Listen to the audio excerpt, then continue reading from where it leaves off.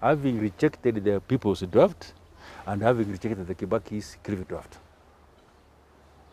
So we went to elections. 2007. Now, the end of those elections was what you call post-election violence. The end was post-election violence. I was in my farm at that time, waiting for the results, comfortable. My home was attacked, and I lost over 50 million shillings in one day. 50 million shillings in one day. Yeah, because I lost the home, I lost the house, I lost the car, everything. Up to now, I will never recover it. Yes, you sack them, you put them in jail. Let me tell you as an example. But surely now here you are, as you. How do you get those people and put them in jail? How? I ask these guys. The young people, I tell them, you people. Go catch them. Yes, because I can't catch them, I'm too old. Out of your experience, being a civil servant who retired and unplanned themselves, if you are to talk to a young person who just got employed last year, or if they're in their 20s or 30s, what would you tell them about how to prepare themselves to retire? Nothing. Because if they prepare like me and lose it all, there's nothing I can tell them. What if they don't lose? The others Oh, if they lose, they're lucky. The state promised that they are prepared for El Nino and no one is going to suffer.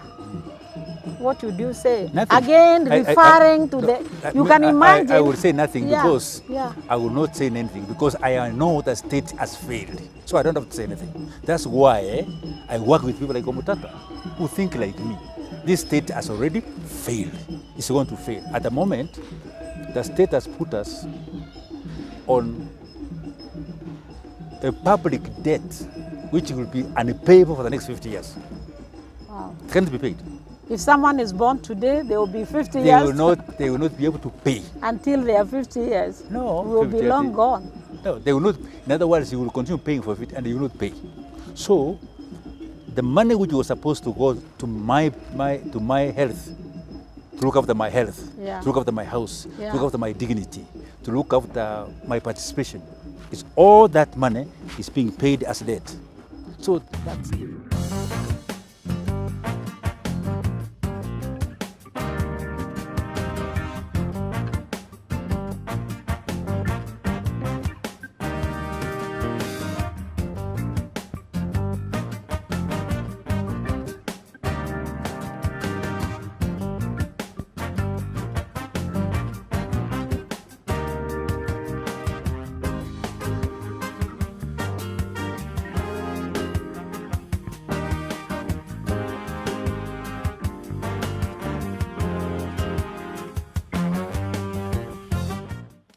Hello viewers and welcome to Lusimore Network. Once again, this is another beautiful day. We are at the Bomas of Kenya and we are continuing to change lives and continuing to share stories, inspire and give information to you Kenyans. Today we have a guest. This guest is a retired civil servant for the last 20 years. And he retired to do farming. He settled in his farm that he lost on the 2007-2008 clashes. That means he's a victim or direct victim of the clashes of 2007-2008. And this person currently, he restarted doing things that he would not even have wished to have restarted because he was already retired and he had already managed his retirement. And this person is none other than Julius Barare Okara. So Okara, how are you today? Very good. You're most welcome to our show and thank you for showing up. Thank you. Yes, welcome to the show. And look at the camera and talk to Kenyans. Tell us about yourself. You say you are 80 years old? I don't know, tell them. No. Karibu sana. Oh, I'm 80 years of age. Yeah. I was born in Nyamira. When I was born in Nyamira, Nyamira was part of the greater Kisii. In fact, I was born in South Nyanza, not in Kisii. Okay. Because at that time, colonial Kenya, that was colonial Kenya, 1943. Yes. That was colonial Kenya. You were born 1943? 43, yes, that was colonial Kenya. Yes. There was no question. We were not the issue of independence I was not even thought of. Yes. So I was born in South Nyanza, which was later divided into 7 counties. Yes. Now we have Nyamira, we have Kisii, we have Migori, and we have got Homa Bay. There are now 4 counties. Before there were 7? There was only 1. All those was 1. Oh. But now Was it a county? It was 1 county. It was called a district. Oh. Yes. So Okay. so from Nyamira, it's now West Mogrango, near Sironga. I went to Sironga Primary School at that time. Yes. Now it's Sironga Girls School. It's a big school now. I've been But there. Yeah, it's big there, beautiful now. Yes. But during my time, it was it's a girls' school. Yes. So I used to walk from my home in Gesiaga Yes. to Sironga, Yes. and that's where I did my what we call Kenya African primary examinations in those days. Kenya African. Primary examination. Those, there were exams for Africans, exams for Asians, and exams for Europeans. They were not the Different same. ones. They were different ones. Oh. Kenya, the schools were segregated, just like Like the US. South Africa and the US them days Yeah, before the you Civil will not War. mix whites and blacks in one school, see? Wow. So even the exams were different. So I did what you call the Kenya African Primary Examination at that time. So I passed it. I was head of the district. So if you were head of the district in those days, you went to Alliance. Wow. In those days, so I came to Alliance. Did you mix with them there? Where? With the Asians and the whites? Did you mix with No, them? no, Or no, still no. you are different? The mixing of the desegregation of schools came after independence. After when we got independence is when Kenyatta decided that we must mix up schools. And even then it was not easy to mix. The first kids... So you went to Alliance? So I went to Alliance. So from there, I finished Alliance. Then I went to do engineering in the UK. Did engineering, aeronautical engineering. It was a bachelor's degree in aeronautical engineering at that time. In those days? Yeah, in those days. Yes. And I worked there for some time. By that time, we have got independence. So I came back to Kenya. The biggest air transport system in those days was East African Airways, which was owned by Kenya, Uganda, and Tanzania. It was big, the big airline. Oh. Yes.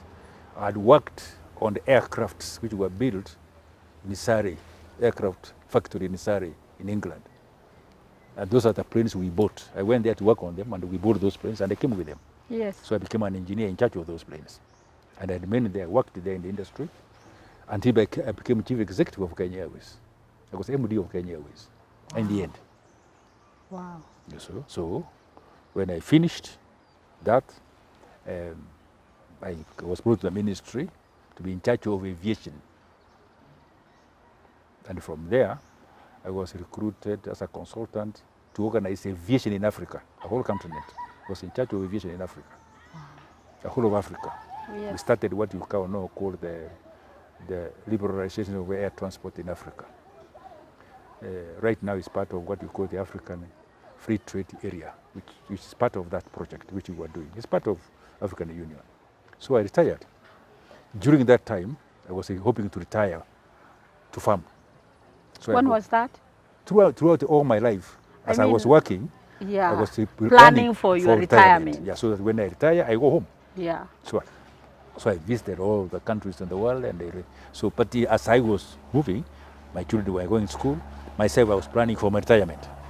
So I planned. By the time I was now ready to retire, I'd bought a home, 100 acres, built it. It was doing very well. Cows, borehole. Your dream home? My dream home. Wow. I completely dream home like my palace. So I was ready. So I said, now I can now do other things. In fact, I will go and maybe become a preacher or do something else. But now I don't want to do any work. Yeah. So I retired. Or you just look after your Yeah, cattle. look at my cows. Beautiful. Yeah. I've got a borehole. I've got Yeah. a dam. I've got Enjoy your whole farm. beautiful place. That's my Yeah. time. So now I was involved to do a few things. When they asked for bombers, constitutional formers, I offered to come. I was here for a whole year, here, this place, for a whole year, drafting the Kenya Constitution. You are here. Yeah, for a whole year. No wonder you work here. You are respected so much. For a whole year. Because at that time I was free. I was retired. And those are the things you wanted to do anyway. Now I want to do the things for the Kenya. things you like doing For Kenya. I've finished my job. Yes. Now let me do something for Kenya. Give back to the society. Yes. So I sat here for a week without a pay. Other people were paid. I was not paid. But I sat here with Yash Pagal, Rumumba, and we drafted the constitution. Wow. Here. Till it was ready. The bombers. For 1 year. Wow. My family is okay. Your home is there. My home is you there. You are retired anyway. I am retired, so I have no problem. I just go to my farm, sell my cows, come back, and continue. That's what I was doing. Very comfortable. But you remember in this place, the draft we did of bombers was not taken to Kenyans. Oh. It was never taken to Kenyans. What happened is this, that on the last day after 1 year, we were told that Justice Zirengera and the group were going to give an injunction so that that draft is not given to Kenyans. The ones Kenyans wrote. Wow. So we shut ourselves in the hall there. We passed that draft so that we avoid court injunction, and the draft was now given to Kibaki. Kibaki decided no Kenyan should see it at all. Wow. Then after 1 year of work, Kibaki decided this draft cannot be given to Kenyans. To decide. Decided no. So he locked it up. They wrote another one. He sent some people to Cliffy to write another one. Completely different. It's called the Cliffy draft. The Cliffy draft, I've heard about that. Yes, so the Cliffy draft is the one which was given to Kenyans for a referendum. Not the bombers Not the bombers draft. Which was done by Kenyans. Which was done by Kenyans. For 1 year. For 1 year. That Cliffy draft ended up causing a problem because it ended up in a referendum, which then Kibaki lost. It was between oranges and bananas. Kibaki lost the referendum. Of that, so the people rejected the Kibaki Cliffy draft, but one they wrote, it was never given to them. Now that's how we ended up having, that was now 2005, 2006. So we went to elections. Yes. Having rejected the people's draft and having rejected the Kibaki's Cliffy draft. So we went to elections. 2007. Now, the end of those elections was what you call post-election violence. The end was post-election violence. I was in my farm at that time, waiting for the results, comfortable. My home was attacked, and I lost over 50 million shillings in 1 day. 50 million shillings? In 1 day, yeah, because I lost the home, I lost the house, I lost the car, everything. Up to now, I will never recover it. Oh my God. So now I start afresh. No home, no income, no pension, nothing. I'm an old man. You are an old man, you are retired. I can't go to school, I can't do anything. You can't look for a job. I can't, where do I finished, I don't want a job. I'm not looking for a job, I'm at home. I'm comfortable at home. I have lost everything. So, and there are many people. Where was your home located then? Molo. Oh, Molo. Molo, Crusoe Molo. So now I don't have a home. So now now I'm retired, but you can't call me retired because really I'm not a pensioner. I don't have my income, and I'm not doing my job. So I'm at home. I'm actually destitute. Yeah. So now that's where I am. Even now? Yeah. I can't begin anything. Oh my God. Yes. Yeah.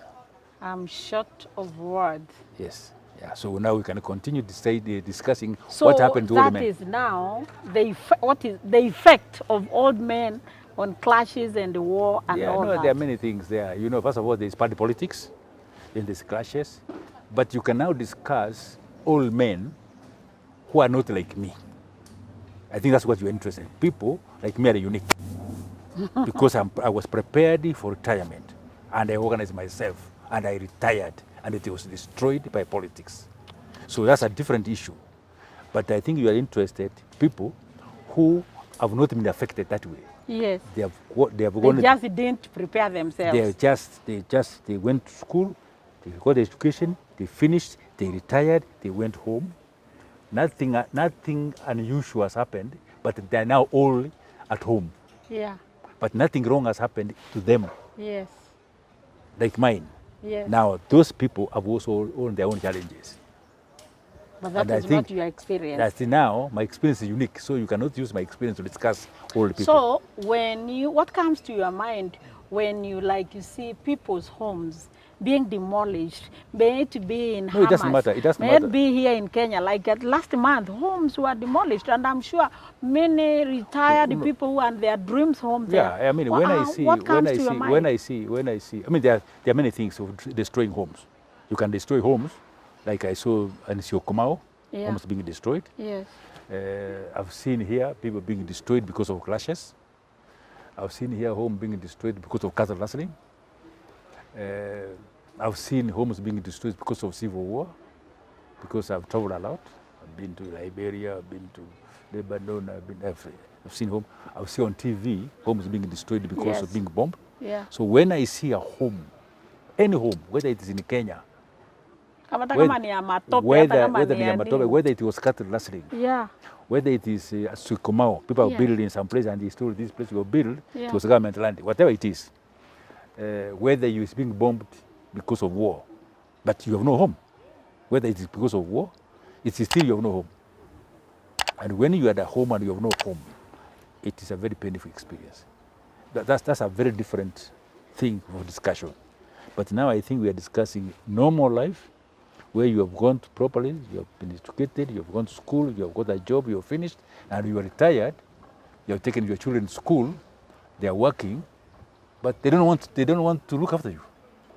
Yeah. No, so that's a very different. You brought up a very good point also, Julius. I'm sure even in that category of homes being demolished, clashes, wars, there are many more who have been affected. I'm sure even the Siokomao one, I saw many crying there. Yes. Do you think there is something better the government could have done to prevent such things? Which government?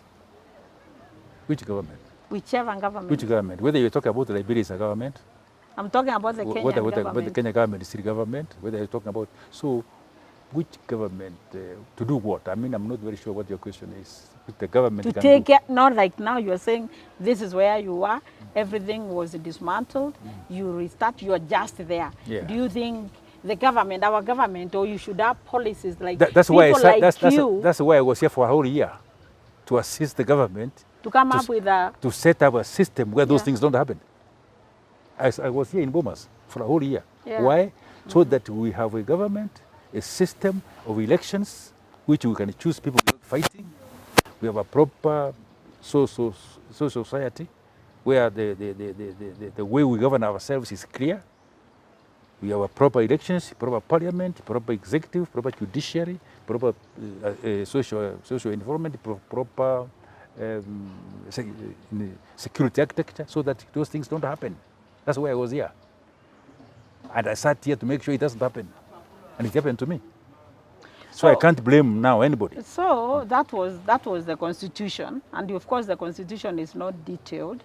And there is this category of people, older person, 60 years above. It doesn't matter if you are a civil servant, if you never worked for anybody, whatever you are, Nasola. Do you think right now we don't have any policies in Kenya? What do you think? What would be, because you are traveled, what would be your expectation? What are some of the things? No, to create a state which functions. Like what? Because now we are looking for points like those. To create a state which functions. A state. We must understand what the meaning of a state is. How is that? Explain to viewers. Because what is a state? Explain to viewers, yes. A state basically is a security formation of our people. That's what a state is. See, where you have no anarchy. A state is a security formation for our people. A people of Kenya, people of wherever they form a state. What is a state? A state is a security formation which makes sure that within that organization called a state, three things happen within that state. Number one, you as a person, your life is protected by the state. Your life, like you are now, must be protected by the state. Nobody should come and attack you. Right now, like we are sitting here, nobody should come and attack us. So there must be a system which makes sure, as we are sitting here, nobody comes to attack them. Even, I'm talking about your neighbor, the people here.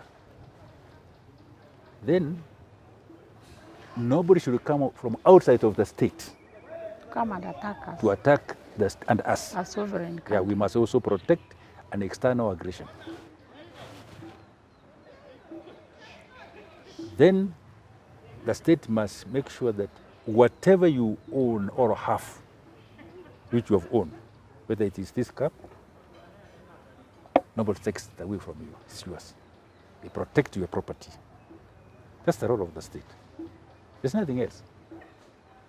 If you can't do that, if I can't protect that pen which you have there that's yours, yes, somebody can come and take it, and you have no protection. We are not a state anymore. You are not a state. If you go, I go tomorrow, and they put my cows in a boma, and my maize in the granary, and people come and take it. It's not a state. And you are there thinking, and I can't do anything. Thinking I'm a Kenyan with a within a state. Yeah. This is my this cow. Is my country. That's my cow.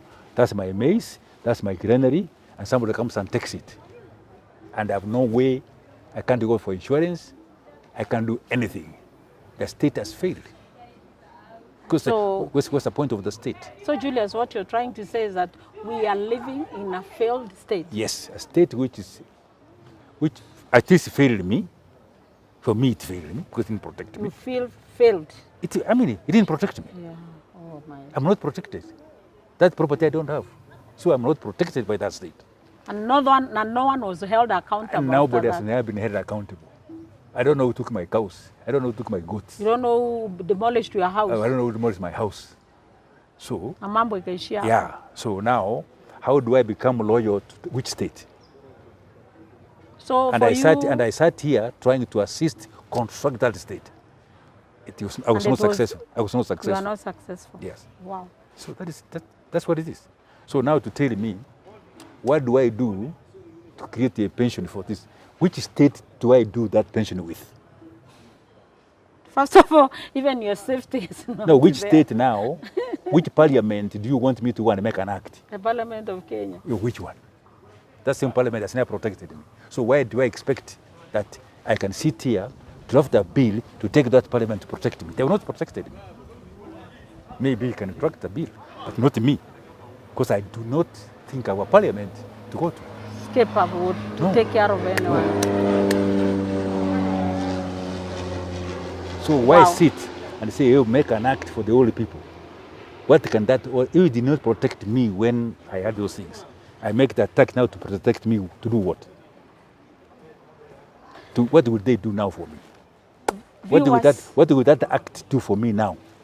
Viewers, that is Julius Okara, who thinks he has no state. Yes. No one protected him, and he doesn't expect actually anyone to protect him. No. It's been a long time. He's been out in the cold. No one cares. No one even, he never knows who took his cows. Never doesn't know who demolished his home. There he is, and Yes. this is a state, Yes. a country we call sovereign country, Yes. a republic, an independent country, Yes. government of the people, by the people, for the people. Yes. It's very unfortunate. Yes. So, Julius, your story, I'm sure it is similar to many other Kenyans. They might not be here. They may not have had big houses or big farms. And I know many of them, even in Nyeri, in Meru, in Isiolo, who are still IDPs. At least maybe you are lucky you have your children, you can hang out with them. It is very unfortunate that such a thing, that older persons in their retirement age, after they have served Kenya for a long, long time, they still feel they are not protected by the state, and they are not a part of this country. That is an outcry everywhere. Julius, in the constitution that you took time, you have told me you took time 1 year to prepare, and I'm sure you did an article on how older people should be treated in Kenya. Is that correct? Yes. And if Kenyans, you don't mind, I can read the article that talks about the care the Kenyans should be given. Then Julius will tell us if that is what is happening, because he's already in the bracket, he has already suffered something. Article 57 of the Constitution of Kenya stipulates that the state shall take measure to ensure the rights of older persons to fully participate in the affairs of the society, to pursue their personal development, to live in dignity and respect and be free from abuse, and to receive reasonable care and assistance from the state. Is that what is happening? So the question, that is what you guys prepared. That's what we wrote and that here. is what you wanted for the older person to happen in Kenya. Yes. There's a state responsibility to all Kenyans, and specifically those of older persons. They call senior citizens. Yes. Now, this is what we wrote in the Constitution. In this article. In this article, specifically to address the issue of elder persons in society. Yes. Now, is that happening? It doesn't have to apply to me. Is it happening? Does it apply to you? No, it doesn't. As a senior elder who did this in the country? As a senior elder who built the country. Who built the country? I spent all my life, and I lost everything. How does that constitution apply to me? And now you are homeless today. Yes, the article is already there. How does it assist me? How are you living in dignity? Yeah, how am I living in dignity? How are you respected? Yes. See? How? So, what does that... The article is in the Constitution. It has not been deleted. It is there. It is there in the Constitution. So, and it's not applying to me.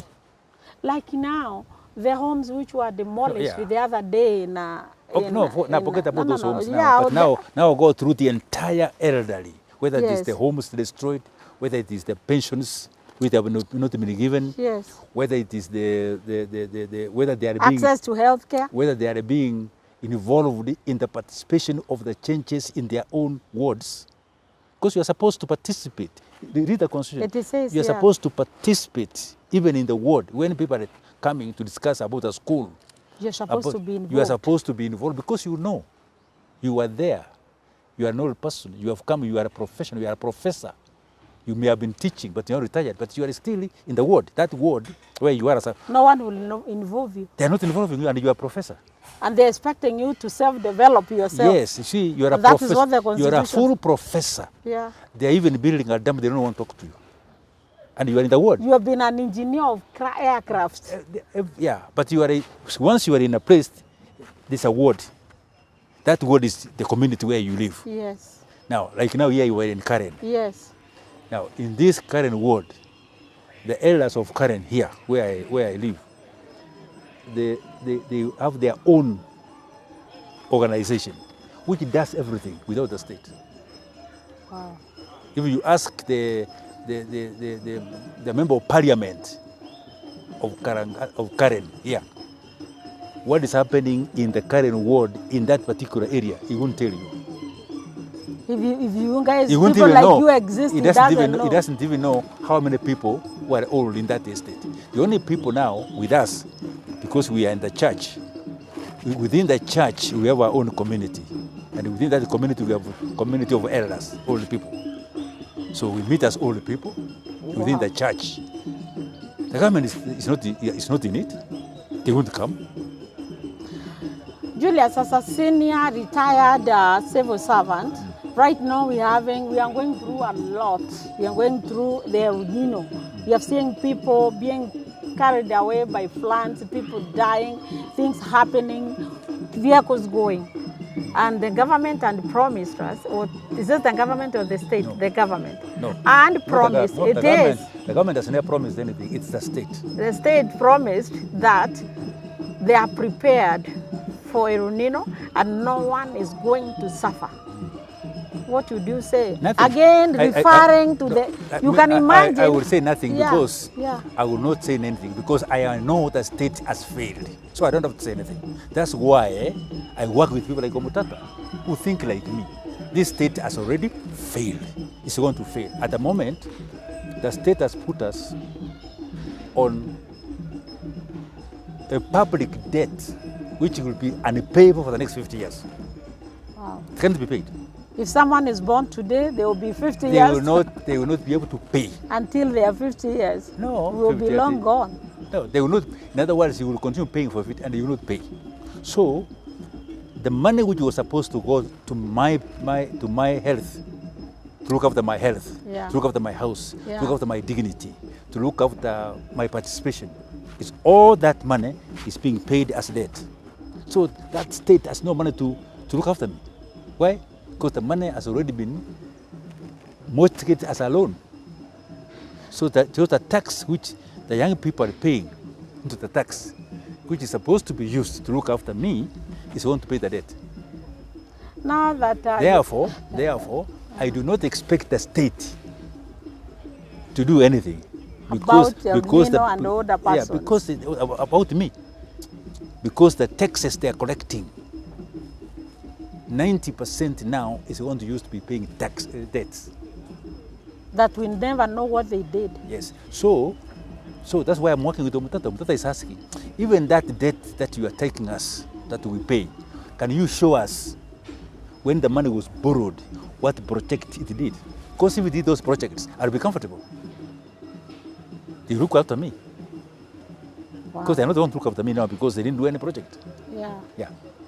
So now that you mentioned Omutata, last night I saw him carrying a statement about the money which was withdrawn from Central Bank and going to buy some equal to the amount that is having some scandals about petrol, which was 17 billion or something like that. Now you are in this, you are senior civil servant. When monies are withdrawn from Central Bank, don't they have a way, a system? No. That is a very difficult, that's a very long thing. In Kenya,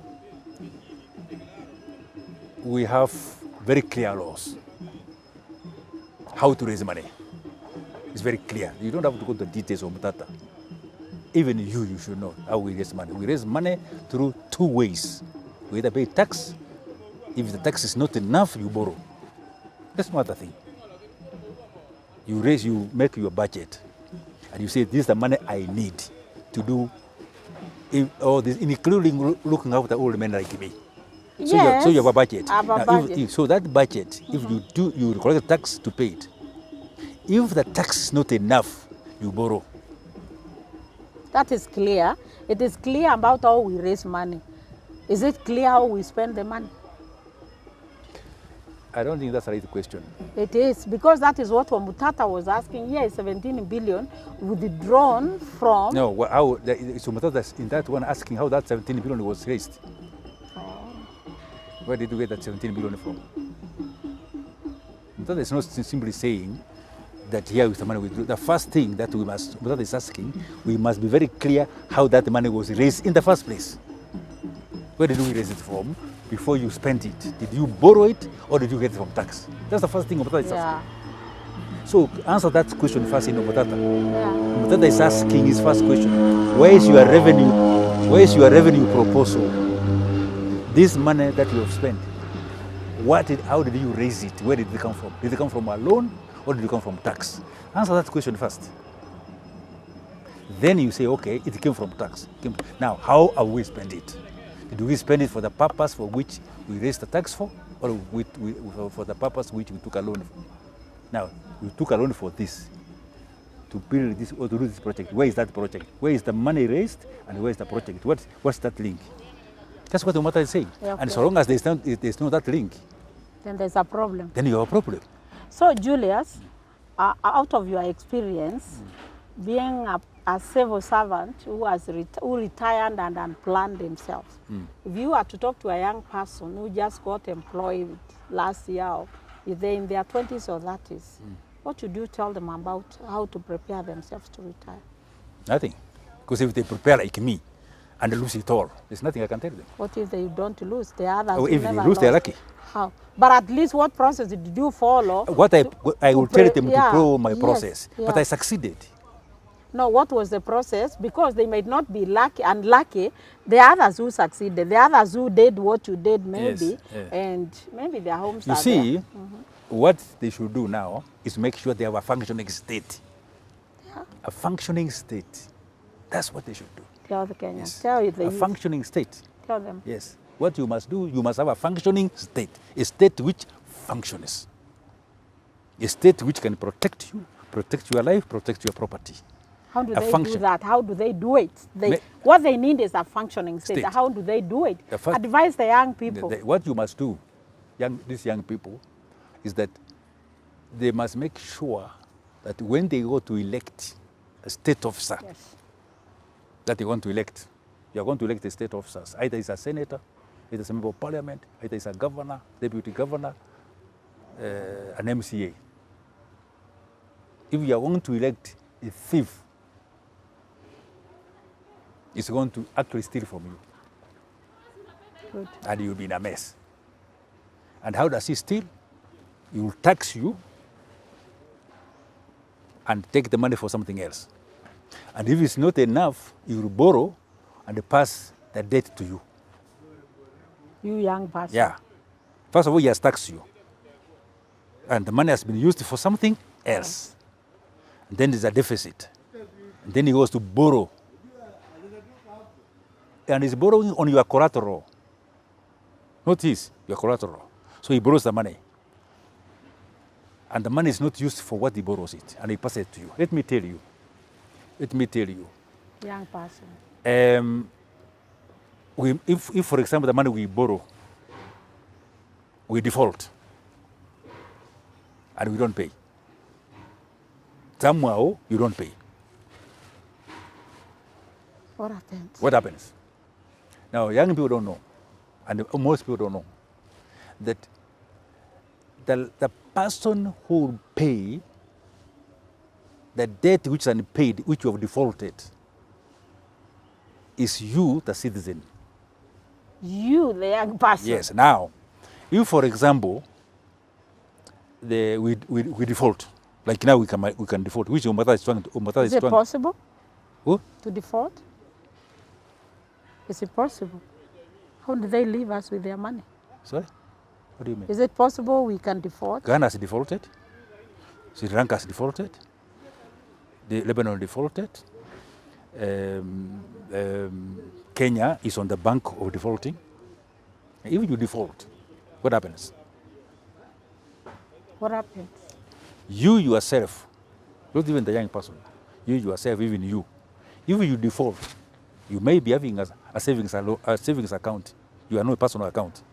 Personal account savings, you may be having, I don't know. If you have, and you default, the country defaults, they'll come for their savings and take it. Oh my God. Yes. So you are a business person out there. No, you are already Yeah, retired. everyone, You are already you're already retired. You have got retired. your pension. Your pension is now in the savings account. Oh my God. If you default, they take it. That's what happened to Greek. They just take it. Because you are the one who elected a government which borrowed. You are the principal. You can't tell the debtor that I did not send Ruto to go and borrow. He's your president. You elected him. him. You elected him and authorized him to be your agent Yes. for borrowing. Yes. So if he borrowed and he took the money to Panama and he didn't bring it to you, okay? It's your problem. It's your problem because they don't know him. They don't know you. They know the person you sent. And he's your representative. And it's the one, and it's you to recall him and ask him, the money you borrowed, where did you take? So if they can't get the root, they come to the principal. The principal is you, the one who elected him. And so they go to your Even account. the cows, the massa is half. They don't know. They can come and take the cows and sell. Oh my. Because the Maasai with those cows is the owner of Ruto, is the one who elected Ruto. They didn't know Ruto. The World Bank didn't know. So we are the guarantors. You are the guarantor. You are sovereign. Oh my. When you say you are sovereign, it means you are the principal. The money was borrowed on your behalf. If the people who you sent to go and borrow the money in Paris did not come with the money. And they don't expect you to send someone you did not elect by trust. Yes, you trusted them. You know him. It's your person, it's your sister, it's your wife. You sent him. You send him. You go to Paris, go and borrow money. On my behalf. If the money from Paris now it goes to Dubai and put the money there, and it comes back, and now when they come to pay, you don't pay. It's possible that the person who borrowed is no longer now in office. Wow. He has been removed, isn't it? He has been voted out. It's not in office. So they come to the principle. The principle is you. It's for you to go and look for the person you sent, not them.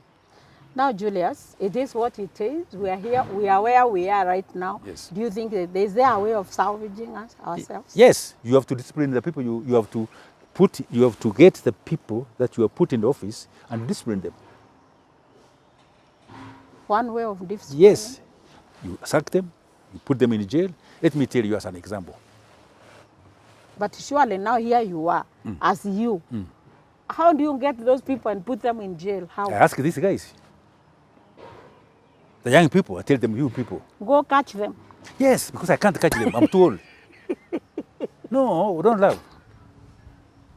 That's an option. This is my property. It has been taken by thugs. They have taken. I can't run. I have to rely on the young people to say, my friend, these things were yours. Those guys have taken them. I can see they're running. Kimbisa mwashike. Ni yenu. Shikeni, mfunge mkono. Yes, mwalete. Mwalete. That is why in Malaysia did exactly like we're doing here. Let me tell you. The first president of Malaysia was called Abdul Razak, the first president. His firstborn son is called Najib Razak. Najib Razak and Uhuru Kenyatta are the same age.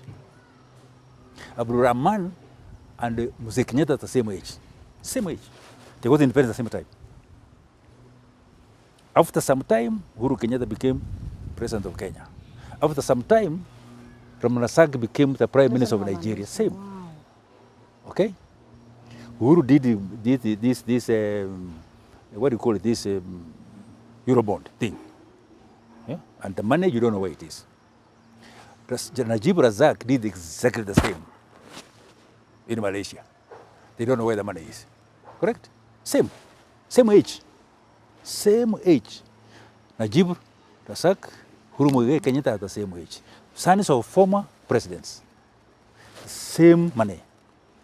So the money for Eurobond, you don't know where it is.